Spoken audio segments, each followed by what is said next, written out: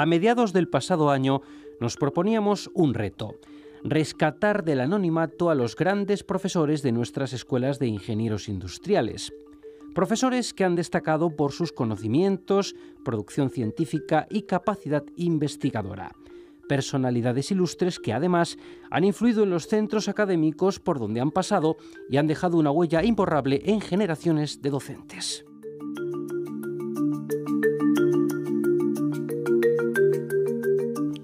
A ese reto le dimos forma de programa de radio bajo el título de Vidas académicas en ingeniería industrial. En el arranque de este nuevo año queremos retomar esa serie de espacios con una tercera entrega, la que vamos a dedicar al profesor Fernando Torres Leza.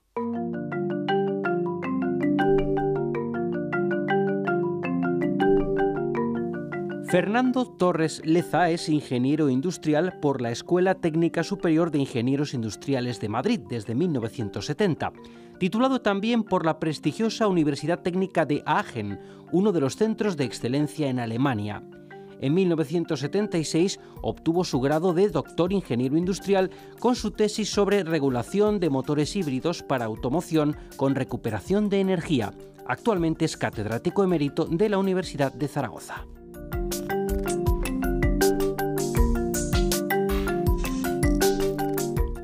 En la primera mitad de los años 70 desarrolla una intensa actividad investigadora y académica en Alemania. Entre sus logros está el proyecto y la construcción para la Volkswagen del primer automóvil eléctrico de la compañía. Además, desarrolla en la Universidad de Aachen un automóvil híbrido con tracción eléctrico-térmica con volante de inercia y su banco de ensayo. De vuelta a España, se incorpora en 1975 a Abengoa y ya en 1979 como profesor en la Escuela Técnica Superior de Ingenieros Industriales de la Universidad de Zaragoza, de la que es catedrático de Ingeniería de Procesos de Fabricación desde 1983.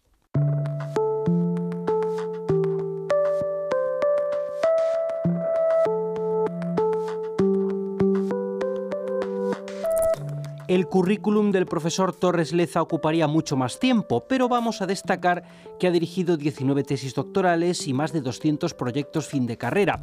Es autor o editor de unos 40 libros y cerca de 200 trabajos sobre temas tan variados como tecnología, organización de informática, de la fabricación o museos científicos. Es autor de varias patentes y marcas nacionales e internacionales. También ha sido miembro fundador y primer presidente de la Sociedad de Ingeniería de Fabricación, que le ha otorgado el premio de 2014.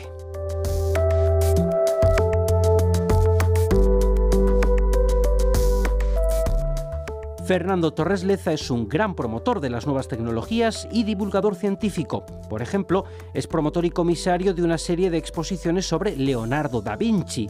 Además, ha coordinado un programa de La Aventura del Saber de la 2 sobre periodismo científico y participado en diversos programas de televisión y radio, como este que vamos a escuchar. El profesor Torres Leza conversará con el catedrático de Proyectos de Ingeniería de la Escuela de Ingenieros Industriales de la UNED, Miguel Ángel Sebastián.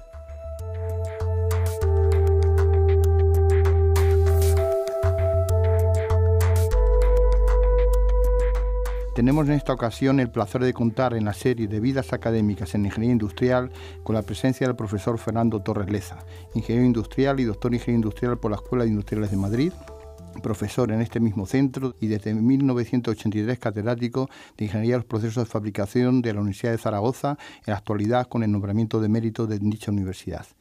Queremos agradecerle al profesor Torres Leza su presencia en la radio de la UNED y las facilidades que nos ha proporcionado en todo momento, así como su desplazamiento desde su residencia habitual en la localidad de Remolinos, provincia de Zaragoza, para estar hoy con nosotros. Buenos días y muchas gracias, profesor. Igualmente, Torres. y muchas gracias. Y ya sin más preámbulos vamos a dar comienzo a la entrevista al profesor Torres Leza, siguiendo la secuencia que viene siendo habitual en esta serie de Vidas académicas en ingeniería industrial y que suele iniciarse con los primeros contactos de nuestros protagonistas con la universidad en general y con la escuela en particular, en la escuela en que iniciaron su particular vida académica. Entrando en la etapa de estudiante, profesor Torres, ¿puede decir algo acerca de su inicio como estudiante universitario, su acceso a la Escuela de Madrid, las impresiones, primeras impresiones, comienzo de su carrera? Bueno, tendría que decir que inicialmente tendría una cierta vocación hacia la ingeniería por experiencias en casa, que teníamos diferentes maquinarias como una economía agrícola. Y a partir de ahí, con 5 hermanos detrás, el hacer el primer curso en Madrid resultaba más caro que hacer el selectivo en Zaragoza. Sin embargo, el inconveniente era que el curso selectivo en la Facultad de Ciencias carecía de la asignatura obligatoria en ingeniería de dibujo técnico, y en cambio había que cursar biología y geología, lo cual pues en posteriores oportunidades ha sido también interesante. Sí, recuerdo que en aquella época muchas universidades planteaban un selectivo de ciencias adaptado a la ingeniería que ya provocaba la sustitución de esas disciplinas por dibujo técnico, pero no sucedía así en todas las universidades.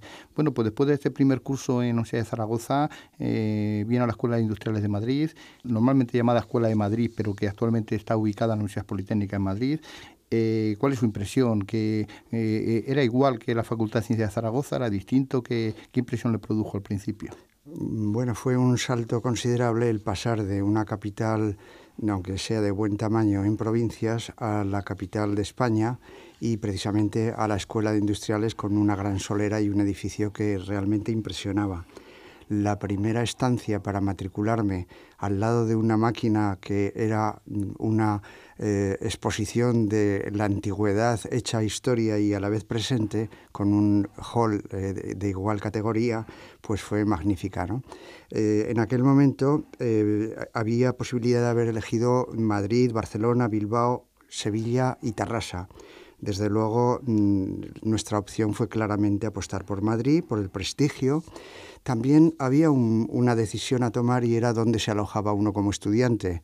Mis padres han sido siempre muy partidarios de alojarnos en colegios mayores. De los 6 hermanos siempre hemos estado en colegios mayores por estar mayor centrados en el estudio y tener una serie de servicios que son difíciles de valorar. Y por eso en el Colegio Mayor San Agustín encontramos un alojamiento ideal. De esta forma, al empezar el curso segundo, yo llegaba a una escuela donde ya se había empezado con el Plan 64 el curso primero, es decir, mis compañeros, que en total pues casi seríamos unos 1000 alumnos en segundo de industriales. Por cierto, en aquel tiempo nos llamaban los yeyes, los estudiantes del Plan 57, que frente a nuestros 5 cursos de plan de estudios debían cursar 7 años, y en cierta forma pues lo veían como un privilegio. Bueno, pues a estos yeyes los veteranos nos decían que nos íbamos a enterar, ¿no? Y en aquella cola, haciendo espera para la matrícula, veíamos a unos señores con barba, algunos ya muy mayores, y que nosotros estábamos pues a punto de ser despedazados por un sistema que veíamos bastante duro, ¿no? Pero bueno, era una cosa para acomodarse. Me parece muy interesante la selección de la escuela, porque Zaragoza, una de sus principales virtudes es que es un cruce de caminos y prácticamente viene hasta la misma distancia a Bilbao, Barcelona, Tarrasa y Madrid, no como un servidor que al ser de Toledo ya tenía una atracción natural hacia la Escuela de Madrid por motivos geográficos. Bueno, entra a la escuela y las primeras clases, los primeros profesores, ¿cuál es esa experiencia ya como, no como personas que están matriculando, sino estudiante ya imbricado en la propia escuela? Bueno, pues ya colocado, asentado en el Colegio Mayor, pasando de nuevo novatadas en este nuevo ciclo, pues ya el diario era venir con el autobús número 12 desde la ciudad universitaria hasta la Escuela de Industriales, en el alto del hipódromo, donde ahora está el Monumento a la Constitución. Pero entonces salía de Cristo Rey. Sí. Entonces, claro, pues todas las tardes, a mí me tocó grupo de tarde por venir de provincias y ser nuevo, nos colocaban en grupos de tarde. Pues claro, siempre tenías un profesorado que normalmente era los ayudantes de los catedráticos que daban clase en los grupos de mañana. Entonces, había algunos muy buenos profesores en mi grupo de tarde, y en este caso pues debo citar, sobre todo porque la memoria a veces te puede fallar, pero sobre todo el profesor Carlos Mataix, que daba unas matemáticas de un nivel impresionante, pero a la vez muy sencillo y presentado de forma muy didáctica, que con su colección de problemas nos hacía ejercitar los pequeños problemas poco a poco, ¿no? Esto en segundo curso pues ayudó mucho, pero ya en aquel momento, claro, uno se daba cuenta de que el profesor de mecánica no tenía la calidad del profesor Escala, que daba unas clases magistrales de primerísimo nivel por la mañana. En resumen, los días que el profesor Escala daba clase por la mañana, pues había que madrugar y venir también por la mañana para sentarse en el suelo y poder recoger sus apuntes. También, una vez que pasaba a tercer curso, pues ya los profesores, el tercer curso ya es un planteamiento mucho más próximo a la realidad, con asignaturas que suponían un disfrute para los que teníamos un amor por la ingeniería. Y entonces en este caso pues tenemos un salto impresionante, porque el primer grupo de la promoción 64 se había quedado reducido a 32 alumnos. Uh-huh. Esos 32 alumnos habían elegido entre 5 especialidades, porque había mecánica, electricidad, había ingeniería de organización, había organización industrial, había química y técnicas energéticas. Claro, pues los mayoritarios eran los eléctricos, después veníamos los mecánicos, y ya de químicos solamente había un alumno que tenía a los profesores a su servicio, es decir, tenían que concertar las citas de las clases. Paralelamente, pues teníamos unos profesores de la categoría, por ejemplo, del profesor Pedro Ramón Moliner, hijo de la académica María Moliner. Teníamos a don Eugenio Andrés Puente, a don Manuel Muñoz Torralbo, al profesor Rodríguez Avial, que es tío de un compañero que creo que es todavía profesor en la UNED, a don Emilio Bautista Paz, en fin, infinidad de profesores que sería dificilísimo pues nombrarlos a todos, y que nos trataron con una amabilidad y un mimo impresionante. Ya el profesor Alarcón fue el primer contacto, creo que por aquel momento, cuando llegó a la escuela, que también se incorporó a nuestras enseñanzas, ¿no? Es curioso porque de esta promoción, que terminamos en el año 69 los 5 cursos, y luego con el proyecto y la 1000, etcétera, se alargó hasta el 70, pues a casi entre 6 y 7 profesores han quedado como profesores o catedráticos de universidad.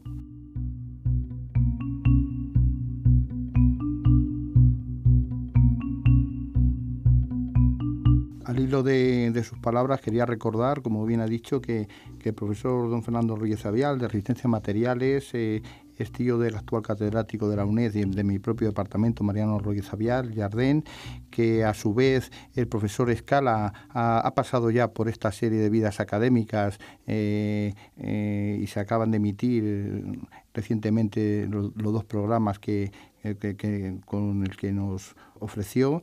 Que precisamente Pedro Ramón Moliner, ese profesor de teoría de máquinas o de ingeniería mecánica que tuvo, acabó su actividad académica en la UNED como catedrático de ingeniería mecánica, incluso como vicerrector de profesorado, y que algunos de los otros profesores como Eugenio Andrés Puente, etcétera, pues han influido bastante en la creación de la escuela de la UNED.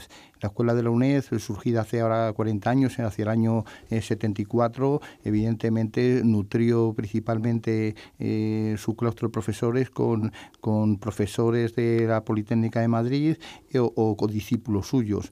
En ese caso, pues hay una cierta trazabilidad científica entre la Escuela de Madrid y la Escuela de la UNED. ¿Alguna otra cuestión relativa a sus estudios? ¿Alguna actividad sí, para académica? Convendría citar que, claro, en aquel tiempo había que hacer una mili obligatoria. La mili normal era de 15 meses y si hacías la milicia universitaria se reducía a 10, lo cual era claramente ventajoso. El problema o la dificultad era que había que renunciar a 2 veranos, concretamente los del tercer curso y cuarto curso, para hacer 3 meses de formación de campamento. En mi caso los hice en La Granja, en Segovia, que era un ambiente agradabilísimo, con posibilidad de hacer excursiones a Peñalar, etcétera. Y luego otra cuestión era que a partir de ese momento también, pues en cuarto ya se podían hacer otras actividades. A mí, como en aquel momento me plantearon la posibilidad de ser delegado de curso, y lo acepté.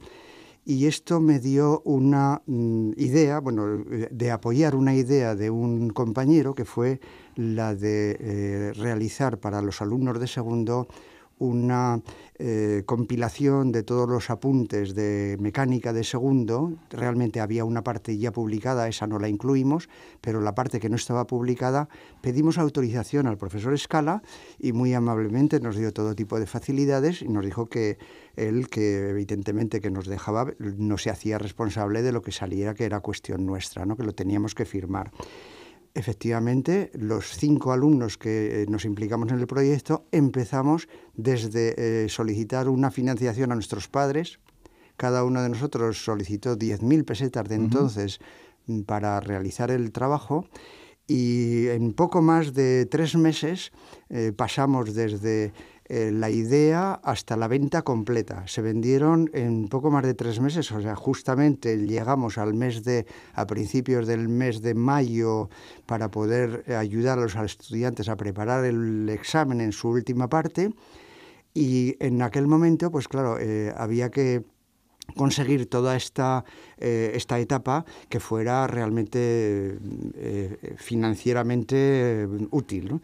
Entonces, el problema mayor que encontramos es que había que sacar, era un libro de 322 páginas por 800 ejemplares, pues el número de copias es inmenso, ¿no? Entonces no había fotocopiadoras, claro. En aquel momento había que hacerlo con multicopista. La multicopista se basaba en una matriz de papel con cera y se machacaba cada carácter en la máquina de escribir, y los dibujos había que hacerlos luego a mano sobre la matriz de cera. Bueno, pues al llegar a la etapa de impresión, nos dimos cuenta de que la multicopista disponible era la delegación de alumnos. Bueno, era próximo a mayo del 68. La delegación de alumnos de industriales era el foco de la mayor oposición al franquismo en aquel momento. De vez en cuando entraban la policía a la escuela, y el lugar donde tenía su sede la delegación de alumnos era en la atalaya, en la torre más alta de la escuela. Con lo cual tuvimos que recurrir a hacer el trabajo por la noche, pero para ello ocultábamos todas las ventanas, las forrábamos de negro y poníamos unas lámparas con pocos vatios hacia el suelo para que no reflejasen. Es como si fuera una amenaza de aviación o de bombardeo, ¿no? Bueno, pues esta maquinita, que era accionada con motor eléctrico, daba una velocidad de pocas copias por minuto. Bueno, observamos que también era manipulable a mano. Bueno, pues allí salían las copias como flechas, ¿no? Sobre todo por el miedo que teníamos. Al lado del trabajo nuestro había unas pilas de medio metro convocando a la manifestación del 1 de mayo de comisiones obreras o del Partido Comunista de aquel momento.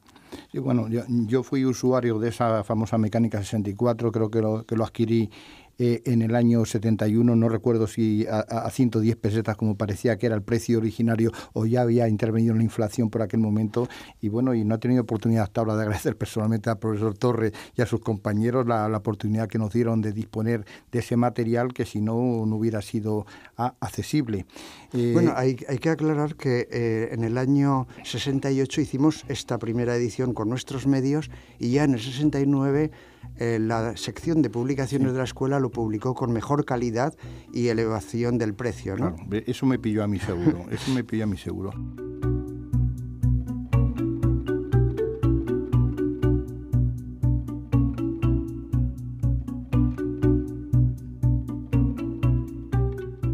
¿Alguna otra experiencia de estudiante? ¿Algún viaje fin de estudios? ¿Algún proyecto fin de carrera? Sobre todo, una experiencia curiosa fue que como viaje de fin de carrera, el curso había organizado un viaje en crucero por el Mediterráneo, ¿no?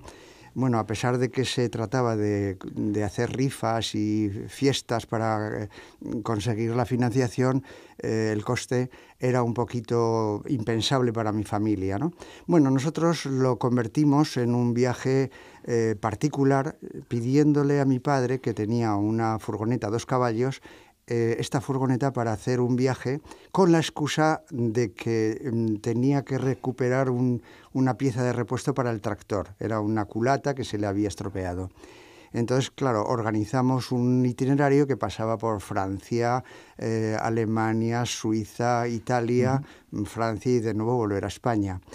Con la mala suerte de que a los 30 kilómetros pasado Zaragoza, la propia furgoneta se le rompe el motor y nos encontramos con que o dábamos marcha atrás y renunciábamos a todo, incluso pues le devolvíamos a mi padre el coche estropeado o seguíamos adelante. Bueno, hicimos cuentas, vimos que si renunciábamos a alojamientos en pensiones, a la comida de cierto nivel en restaurantes, lo hacíamos por medios más rústicos, durmiendo en la furgoneta y comiendo a base de bocadillo, que podíamos pagar la reparación y seguir adelante. Y todavía nos quedaba el dinero para poder comprar la pieza de repuesto. Bueno. Entonces fue un viaje que no renunciamos a ninguno de los itinerarios y volvimos con la máquina, con la pieza, y mi padre prácticamente se enteró porque se lo contamos luego.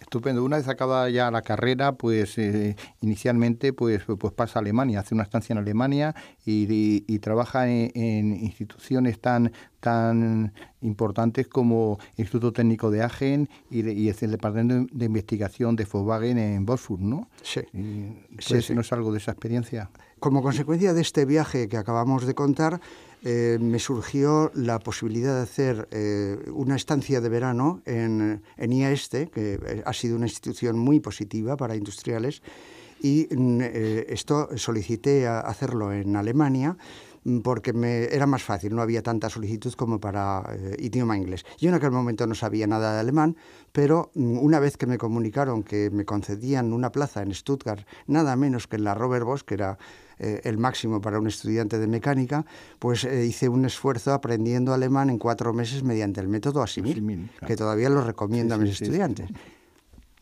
Y como consecuencia de ello ya fue el salto profesional, después de hacer el proyecto de fin de carrera, a mi primer trabajo, que fue en la Volkswagen, en un departamento de investigación. ¿Y el proyecto de fin de carrera?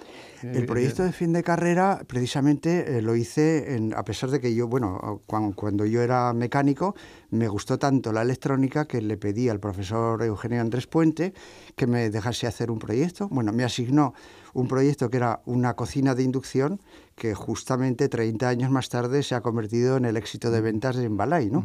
En aquel momento, pues a finales de mayo del año 70 tenía yo ese prototipo funcionando. Y posteriormente, pues creo que el director de Eduardo Montes, director o presidente de Siemens y ahora de Red Eléctrica, creo que siguió con ese prototipo haciendo sus experiencias. Muy bien, y llegamos a un poco a la etapa ya de primeros trabajos y etapa de doctorado. ¿Cómo hizo el doctorado? ¿Dónde lo hizo? Bueno, como consecuencia de trabajar en la Volkswagen, me propone mi jefe, al cual nombran catedrático de la Universidad de Aachen, me propone incorporarme a la Universidad de Aachen. En este caso me ofrecía también la posibilidad de hacer el doctorado. Yo en aquel momento pues no le concedía más importancia porque mi vocación era más industrial que académica, pero al ver la capacidad de investigación que tenía la Universidad de Aachen, no lo dudé ni un momento. Digo, es una ciudad muy agradable, se puede a la vez hacer investigación y hacer el doctorado. Entonces, el proyecto en el que yo trabajé, que era el diseño de un vehículo híbrido, era un proyecto también, sobre todo en la parte electrónica y de control, tan interesante como para poderlo convertir a mi tesis doctoral. Y esto fue lo que, por consejo de mis profesores en la Universidad de Madrid, en la Escuela de Madrid, el profesor Muñoz Torralbo y el profesor Andrés Puente, pues en paralelo fui presentando el plan para poder concurrir al doctorado. En principio pensaba haberlo hecho en Alemania, sin embargo, al crear una familia y encontrar con la vivienda ya pequeña y tener posibilidad de volver a España, cumplidos los 5 años de mi estancia, decidimos volvernos a España y el proyecto de hacer el doctorado lo orientamos hacia España y esto lo pude realizar pues 6 meses más tarde, que fue el tiempo que tardé en redactar la memoria de todo el trabajo. De alguna manera, la investigación, parte de ella fue hecha en Alemania, pero luego fue desarrollado y presentada formalmente en España. La tesis le quise dar, aparte del trabajo, digamos, de tipo tecnológico, que era desarrollar un control para un vehículo híbrido, que por cierto tenía un volante de inercia, era un prototipo sumamente innovador. Y una curiosidad es que para poderlo conducir tuvimos que solicitar un carnet especial y yo tengo el carnet número 2 de Alemania para conducir prototipos eléctricos. Entonces, en aquel momento ya con ese trabajo me pareció que para España era demasiado inaplicable, aunque traté de vender la idea en Metro para hacer volantes de inercia que acumulasen energía eléctrica, y sin embargo lo que hice fue hacer un estudio de todo el sistema de transporte español, viendo las implicaciones energéticas y de los diferentes medios de transporte. Sí, muchas gracias. Pues para ir terminando con este primer programa, profesor Torres, una pregunta un poco extrauniversitaria. ¿Cómo era el ambiente en Alemania en aquella época, que creo que estaba más o menos en la época más álgida de la emigración española, esa primera migración española que había por los años 80, y si se vio implicado en alguna experiencia relacionada con ello? Exacto, es un tema muy curioso que se conoce muy poco. Muchos españoles fueron en una primera etapa de forma improvisada, pero al poco tiempo ya se sistematizó la inmigración, hasta el punto de que el Ministerio de Educación posibilitaba el que en diversas ciudades centro de Alemania se organizasen bachilleratos a distancia. En este caso fue un precedente de la UNED, porque se podía oír, nos daban unas cintas con las lecciones grabadas, había unos manuales muy bien editados y desde los diferentes lugares el Ministerio reconocía a monitores para poder coordinar la enseñanza. Una vez terminado mi trabajo en la universidad, todas las tardes, con un grupo numeroso de colaboradores, tanto iberoamericanos como, había varios catalanes, curiosamente, que en aquel momento no tenían ningún problema de integración con el resto de nuestro grupo, como espero que a partir de ahora también lo sea. Nos fijamos la posibilidad de organizar 3 aulas de bachillerato en 3 lugares cerca de Aachen, Alsdorf, Aachen y Haren. Bien, pues a partir de ese momento yo tuve el placer y también el trabajo de coordinar toda la labor burocrática y sobre todo organizativa y de intermediario en pequeños conflictos que había entre los estudiantes, los padres, el edificio que nos prestaban, porque a veces había unos problemas de entendimiento con la sociedad alemana y generaba algunas dificultades.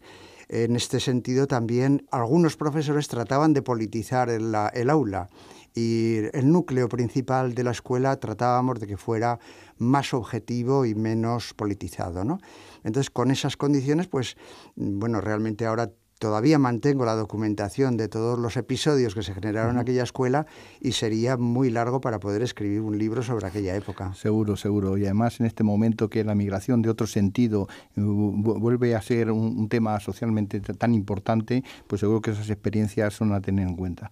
Pues muchas gracias, profesor Torres, por este primer programa en el cual, después de muchas vicisitudes, le hemos dejado ya doctor. O sea, veremos en el programa siguiente a ver sus experiencias académicas desde el otro lado, del lado del profesor. Muchas gracias. Muchas gracias a ustedes.